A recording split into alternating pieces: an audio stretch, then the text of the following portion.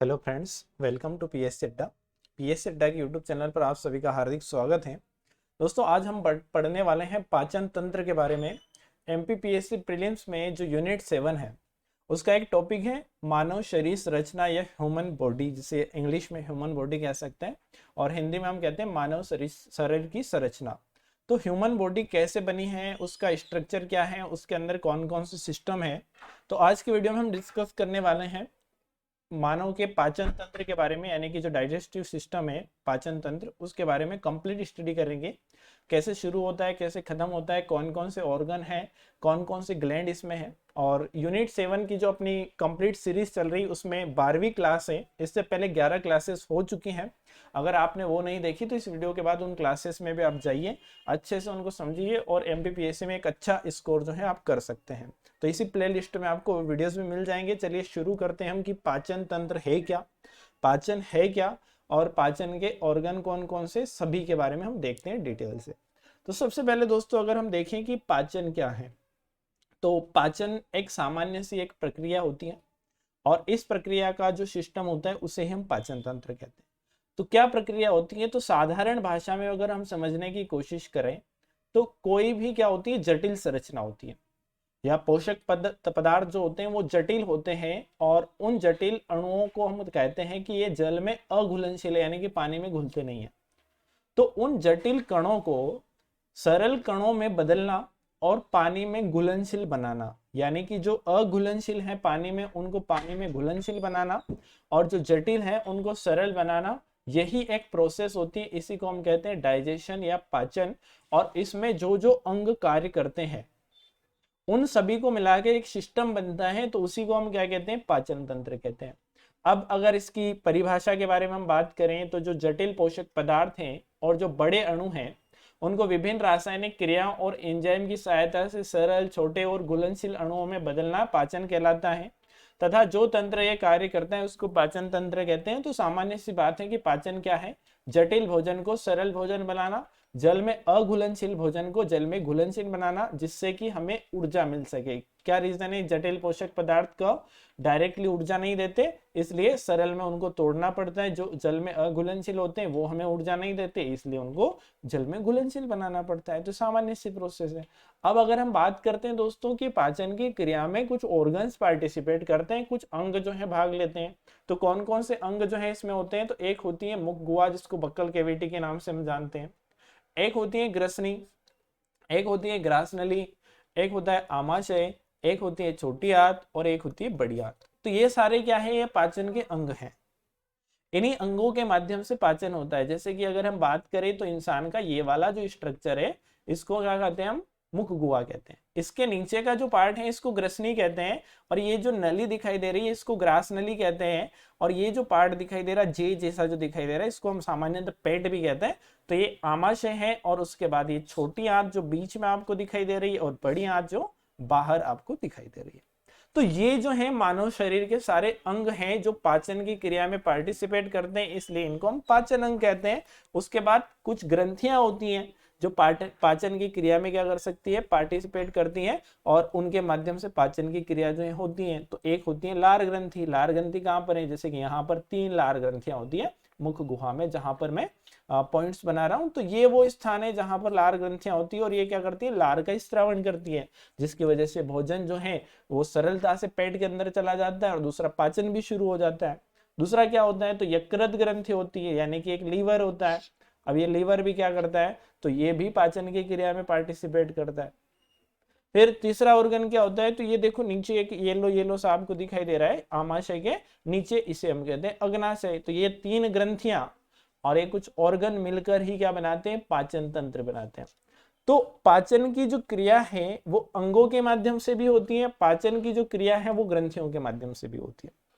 उसके बाद अब क्रिया विधि क्या है, ये तो हमने जान लिया कि कौन कौन सी ग्रंथियां होती है, कौन कौन से ऑर्गन होते हैं। अब क्रियाविधि क्या है, कैसे शुरू होती है कैसे खत्म होती है, तो शुरुआत हम करते हैं मुख गुहा से। जैसे कि हमने ऑर्गन देखे थे, तो सबसे पहले शुरू कहाँ से होता है, पाचन मुख गुहा से। अब मुख गुहा में अगर हम देखते हैं तो यहाँ पर क्या होते हैं, दांत होते हैं, यहाँ पर जीवा होती है। सबसे पहले उनके बारे में जानना पड़ेगा।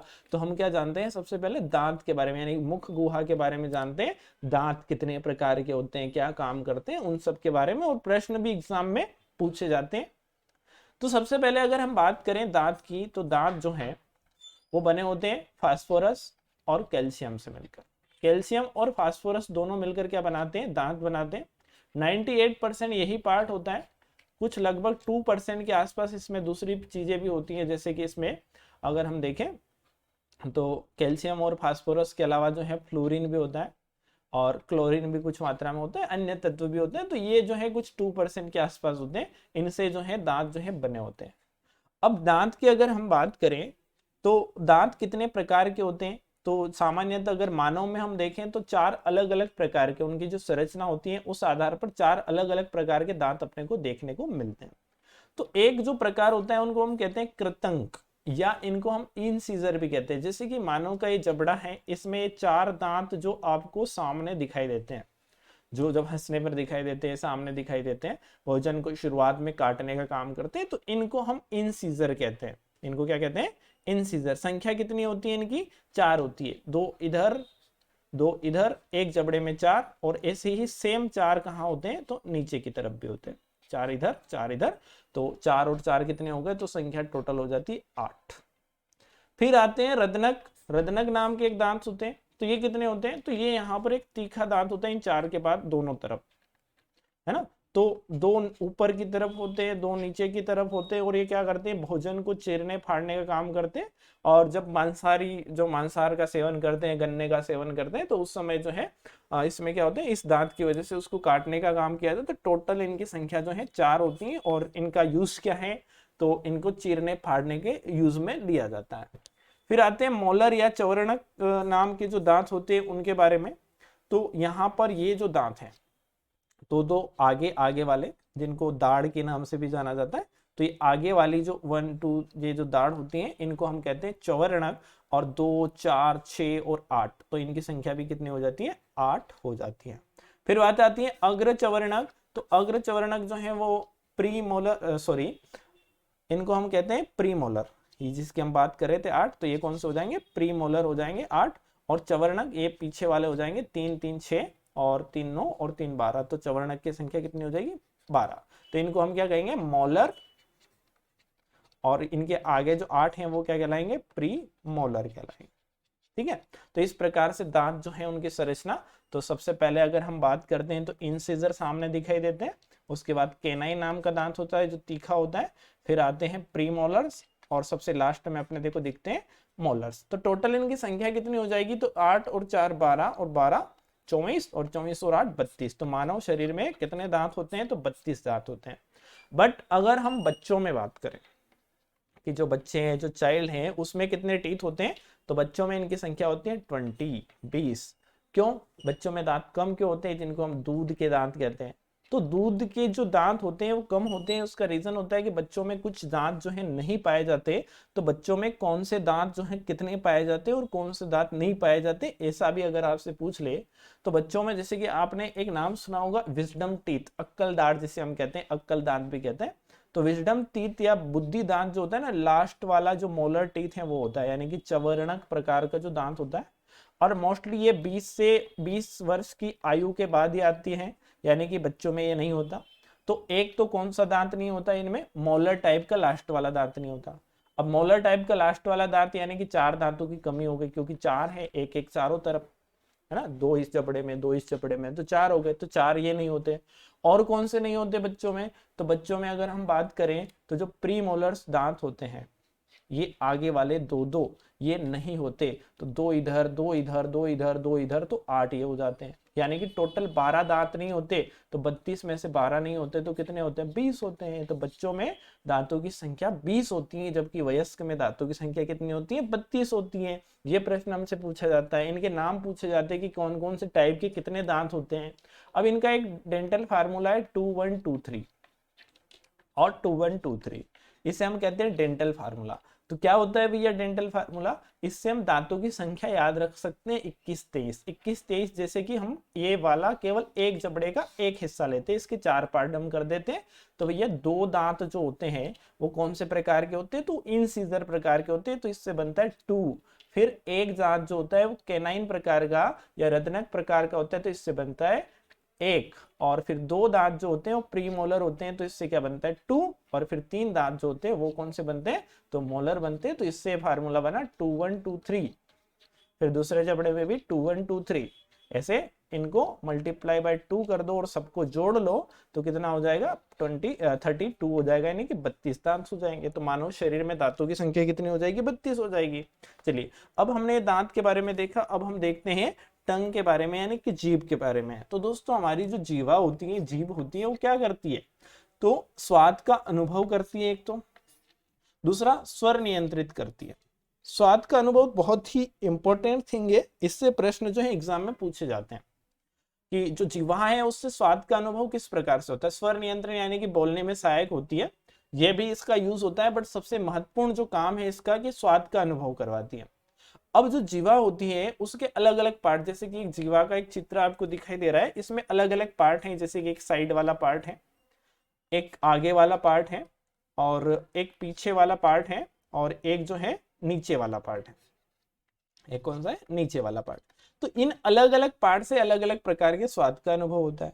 भैया जीवा स्वाद का अनुभव कैसे कर सकती है? अनुभव तो हमारे मस्तिष्क को होता है, स्वाद का अनुभव मस्तिष्क को होता है, बट किसके माध्यम से होता है? जीवा के माध्यम से होता है। और इसमें पाई जाती है टेस्ट बर्ड्स। क्या पाई जाती है? टेस्ट बर्ड्स, यानी कि स्वाद कलिकाएं इसमें होती हैं, उनके माध्यम से हमें स्वाद का अनुभव होता है। अगर हम देखें तो इनकी संख्या कितनी होती है? तो इनकी संख्या मानी जाती है 8000 से 10,000। कितनी होती है? 8000 से लगभग 10,000 तक जो है इनकी संख्या होती है।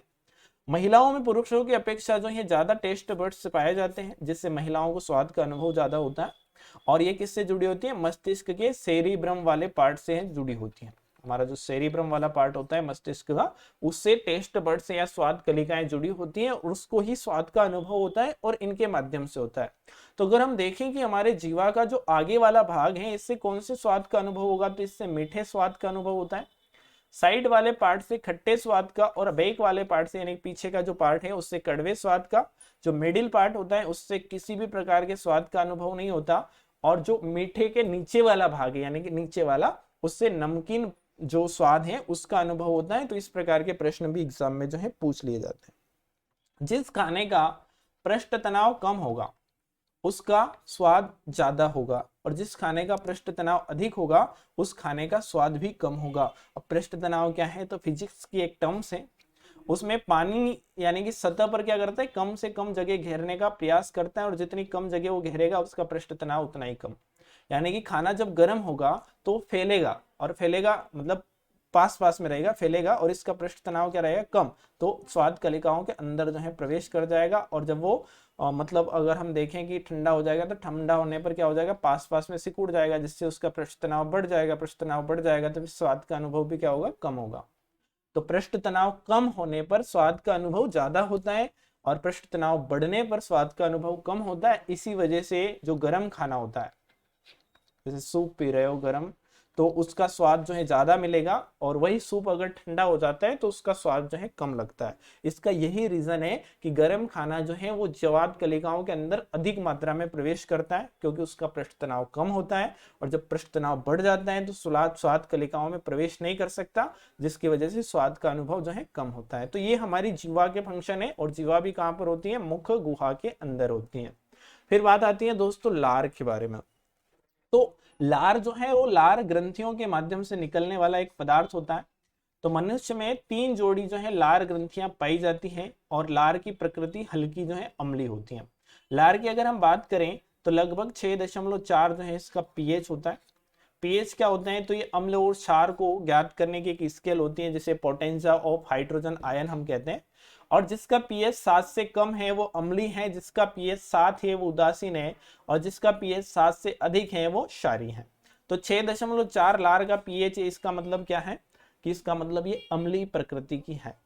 अगर हम बात करें दोस्तों कि जो लार ग्रंथि होती है, इसमें सबसे बड़ी कौन सी होती है, तो इसमें पैरोटिड नाम की एक ग्रंथि होती है जो सबसे बड़ी होती है। उसके अलावा सबलिंगुअल और सब मैक्सिला नाम की ग्रंथियां होती हैं, यानी कि नाम लिख देता हूं मैं, सब मैक्सिला और सब मैंडिबुलर। तो ये नाम होते हैं, हालांकि नाम नहीं पूछे जाते, फिर भी अगर पूछ ले तो नाम जो है हमें याद होने चाहिए। अब लार जो है वो कितनी होती है, तो इन ए डे, एक दिन में 1.5 लीटर लार जो है उसका स्त्रावण होता है। लार में क्या होता है, तो 99% पानी होता है। 99% क्या होता है, लार के अंदर पानी होता है। और 1% क्या होता है, तो 1% इसमें एंजाइम्स होते हैं। अब ये एंजाइम्स क्या हैं, तो दोस्तों ग्रंथियां होती हैं हमारे शरीर में, लार ग्रंथियां। तो लार ग्रंथियां जो हैं, कौन सी ग्रंथियां हैं, तो इनको हम कहते हैं कि ये बाह्य स्त्रावी ग्रंथियां हैं। लार ग्रंथि क्या है, बाह्य स्त्रावी ग्रंथियां हैं। एक्सोक्राइन ग्लैंड है, और जो एक्सोक्राइन ग्लैंड जिस पदार्थ का स्त्रावण करती है उसको हम कहते हैं एंजाइम, और ये भोजन को पचाने में सहायक होता है। तो ये एंजाइम का स्त्रावण करती है 1%, और उनके नाम है दो। एक तो टाइलिन नाम का एंजाइम स्त्रावित करती है, और एक लाइसोजाइम नाम का एंजाइम जो है उसको स्त्रावित करती है। लाइसोजाइम क्या करता है, तो हमारे भोजन में जितने भी बैक्टीरिया वगैरह होते हैं उनको मार देता है। यानी कि भोजन के अंदर जितने भी बैक्टीरिया वगैरह का हमने सेवन कर लिया, उसको लाइसोजाइम जो है मारने का काम कर देता है। और टाइलिन क्या करता है, तो ये भोजन का पाचन करता है। भोजन का पाचन कैसे करता है भैया, तो ये क्या करता है कि जैसे कि हम किसी भी चीज को जो है खा रहे हैं, जैसे कि हमने स्टार्च खाया, ठीक है। अब स्टार्च क्या है, तो एक प्रकार का पॉलीसेकेराइड है, तो इसको ये डाइसेकेराइड में कन्वर्ट कर देता है। यानी कि स्टार्च का पाचन यहाँ से शुरू हो जाता है, और स्टार्च जो है माल्टोज में कन्वर्ट हो जाता है। आपसे पूछा जाएगा प्रश्न कि शरीर में, मानव शरीर में भोजन का जो पाचन है वो कहाँ से शुरू होता है, तो दोस्तों मानव शरीर में भोजन का जो पाचन है वो मुख गुहा से ही शुरू हो जाता है। क्योंकि लार ग्रंथि के अंदर जो टाइलिन नाम का एंजाइम होता है वो भोजन का पाचन करना शुरू कर देते हैं, और सबसे पहले स्टार्च या पॉलीसेकेराइड डाइसेकेराइड में चेंज होता है, यानी कि स्टार्च माल्टोज में यहाँ पर चेंज हो जाता है। किसकी वजह से होता है, टाइलिन की वजह से होता है। टाइलिन क्या है, एक प्रकार का एंजाइम है, किसके द्वारा स्त्रावित होता है, तो लार ग्रंथि के द्वारा स्त्रावित होता है। लार ग्रंथियां कितनी होती हैं, तो लार ग्रंथियों की संख्या 3 है, पैरोटिड, सबलिंगुअल और सबमैंडिबुलर। तो अगर हम बात करें दोस्तों, तो ये जो लार ग्रंथियां हैं ये कितने ही लार का स्त्रावण करती है एक दिन में, तो 1.5 लीटर लार का स्त्रावण करती है, जिसमें 99% पानी होता है और 1% एंजाइम होते हैं। ये सारे प्रश्न आपसे पूछ सकता है। उसके अलावा लार का पीएच पूछ सकता है, तो लार का पीएच कितना होता है, 6.4 होता है, और इसकी वजह से अम्लीय प्रकृति की होती है। ये सारे प्रश्न लार ग्रंथि से या लार से आपसे पूछ सकता है। फिर हम आगे बढ़ते हैं कि हमारे पाचन की क्रिया में अगला जो पार्ट आता है वो ग्रसनी या ग्रासनली का आता है। दोनों एक ही संरचना होती है, अलग अलग नहीं होती। तो ये यहां से शुरू होती है और यहां तक होती है।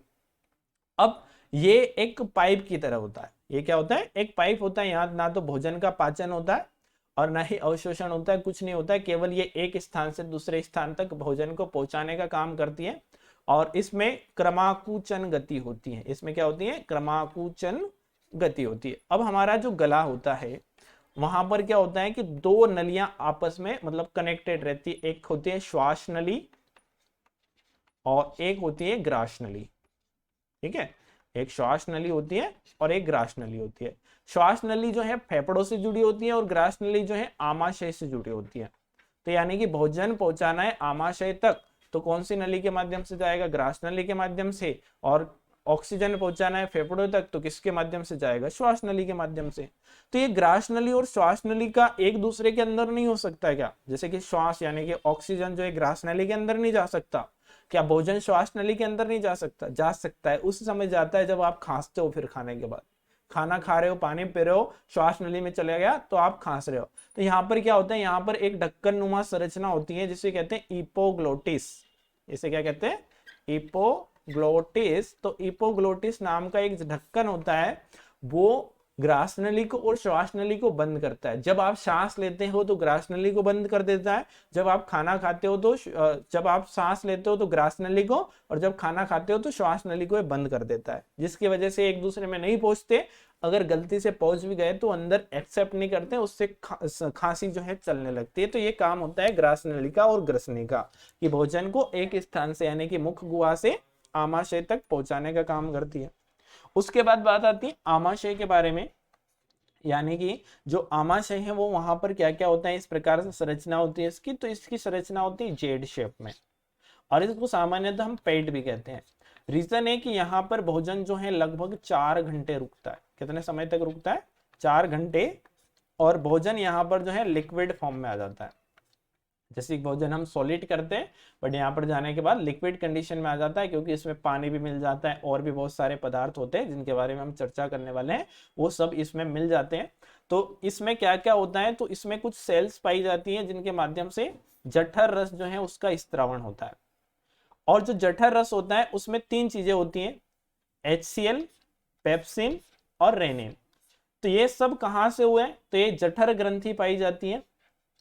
उस जठर ग्रंथि के माध्यम से HCl भी मिला, पेप्सिन भी मिला, रेनिन भी मिला, और म्यूकस यानी कि श्लेष्मा, ये सारी चीजें जो है जठर रस में होती हैं, जो इसके अंदर जो है मिला दी जाती हैं, जिसकी वजह से इसकी जो प्रकृति होती है वो किस प्रकार से हो जाती है, लिक्विड हो जाती है।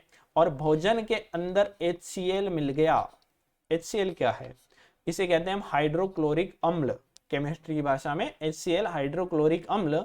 और ये क्या होता है? प्रबल अम्ल होता है। प्रबल अम्ल यानी कि इसका जो pH होता है 1.4 होता है या 1.5 के आसपास होता है। तो इतना कम pH है, यानी कि भोजन को ये कैसा कर देता है? अम्ली। और उस अम्ली करने का रीजन है कि भोजन के अंदर अगर लार ग्रंथि के लाइसोजाइम ने बैक्टीरिया मार दिया और भी बच गया तो उसको ये मार देगा, इसलिए HCl इसमें मिलाया जाता है। तो जैसे आप खाना खाते हो और कहा जाता है कि जठर अग्नि प्रज्वलित हो गई, जठर अग्नि नहीं होता, जठर रस होता है, जिसमें HCl, पेप्सिन, रेनिन, म्यूकस आदि चीजें जो है इसके अंदर मिलाएगी।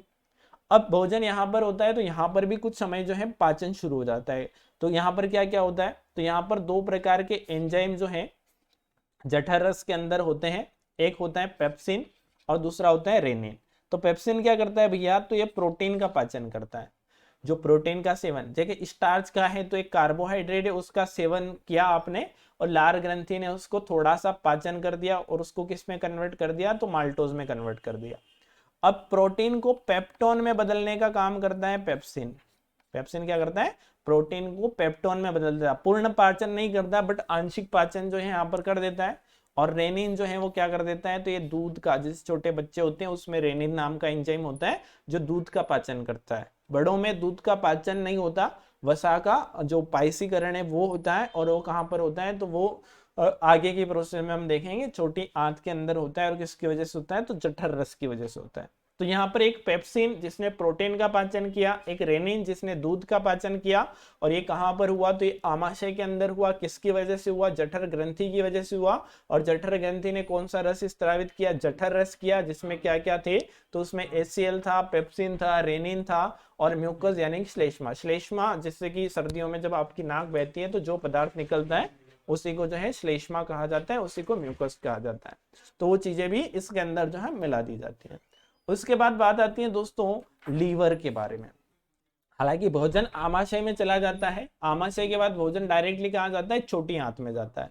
बट लीवर और अग्नाशय बीच में क्या करते हैं? जब छोटी आंत में भोजन जाता है तो कुछ प्रोडक्ट ये मिलाने का काम करते हैं। तो लीवर क्या करता है दोस्तों? तो लीवर के बहुत सारे फंक्शन है शरीर के अंदर। लीवर के बारे में अगर हम बात करें तो ये बाह्य स्त्रावी ग्रंथि है, पाचन में भी इसका महत्वपूर्ण योगदान है। और लीवर के बारे में अगर हम बात करें तो इसका वजन होता है 1.5 किलो, यानी कि 1.5 किलो। शरीर का सबसे भारी अंग भी होता है। उसके अलावा शरीर की सबसे बड़ी ग्रंथि भी कौन सी है और सबसे बड़ा अंग भी कौन सा है? तो लीवर है। अब ये क्या काम करता है पाचन के लिए? तो पाचन के लिए सामान्य सा काम करता है, ये पित्त रस का निर्माण करता है। पित्त रस का निर्माण कहाँ पर होता है? तो लीवर के अंदर होता है, यकृत के अंदर होता है। और जो लीवर है उसके अंदर जब पित्त रस बन जाता है तो उसका भंडारण जो है कहाँ पर होता है? तो ये पित्ताशय नुमा एक थैली नुमा संरचना होती है, जैसे ये ग्रीन ग्रीन आपको दिखाई दे रहा है पॉकेट लाइक स्ट्रक्चर। तो इस थैली नुमा संरचना के अंदर क्या होता है? पित्त रस जो है उसका भंडारण होता है। और पित्त रस समय समय पर जब भोजन करते हैं तो जाकर किस में मिल जाता है? तो जाकर मिल जाता है छोटी आंत के अंदर जाके भोजन में। अब ये पित्त रस क्या करता है? तो पित्त रस जो है इसके अंदर कोई भी एंजाइम नहीं होता। इसके अंदर क्या होते हैं? कुछ लवण होते हैं और उनके माध्यम से क्या होता है कि जो दूध होता है या जो वसा होता है उसका पाइसीकरण होता है। वसा का पायसीकरण होता है, इमल्सिफिकेशन जो है वो किसका होता है, वसा का होता है, जिसकी वजह से होता है, पित्त रस की वजह से होता है, क्योंकि इसमें कुछ मात्रा में क्या पाए जाते हैं, खनिज लवण होते हैं और वो दूध को फाड़ने का काम करते हैं। उसके अलावा किसी व्यक्ति की अगर जहर खाने से मृत्यु हो गई तो इसका पता कहाँ लगेगा, तो इसकी जानकारी भी हमें लीवर से लगती है, क्योंकि लीवर जो है उसके अंदर कुछ विशेष, जिनको फेगोसाइटिक सेल कहते हैं, वो पाई जाती है, जो जहर को मारने का काम करती है। इसलिए शरीर में कहीं भी जहर होगा तो कहाँ पहुंचेगा, लीवर के अंदर पहुंचेगा और जहर को मारने का काम करता है। पोलियो नामक रोग जो होता है वो भी यकृत की वजह से ही होता है। उसके अलावा जो पोर्टल शिरा तंत्र होता है उसका संचलन भी कौन करता है, तो उसका संचलन भी लीवर ही करता है। क्या होता है पोर्टल शिरा तंत्र, हम जब ब्लड सर्कुलेशन सिस्टम पढ़ेंगे उस समय में आपको बताऊंगा। उसके अलावा लीवर क्या करता है, तो बिलिरुबिन नाम का एक पदार्थ होता है उसको भी बनाता है। उसके अलावा भोजन को संग्रहित करने का काम भी करता है लीवर। तो बहुत सारे फंक्शन है, ऐसे ही 1.5 किलो का नहीं है, ठीक है। चलो उसके बाद बात आती है अग्नाशय। तो अग्नाशय क्या है, तो ये एक ऐसी संरचना जो आपको दिखाई दे रही है, ये अग्नाशय है। अब अग्नाशय से क्या होता है कि ये भी एक ग्रंथि है। अब ये विशेष प्रकार की ग्रंथि है। विशेष प्रकार की ग्रंथि कैसे भैया, तो ये क्या करती है कि एंजाइम का भी स्त्रावण करती है और साथ साथ में हार्मोन का भी स्त्रावण करती है। अरे ऐसा कैसे हो सकता है, जी हाँ ऐसा ही होता है। ये तीन तो एंजाइम का स्त्रावण करती है और कुछ हार्मोन का स्त्रावण करती है, और दोनों जो है पाचन में सहयोगी होते हैं। तो ये जिन हार्मोन का स्त्रावण करती है उनके बारे में हम बात करेंगे, उससे पहले हम देखते हैं कि कौन कौन से एंजाइम का स्त्रावण करती है।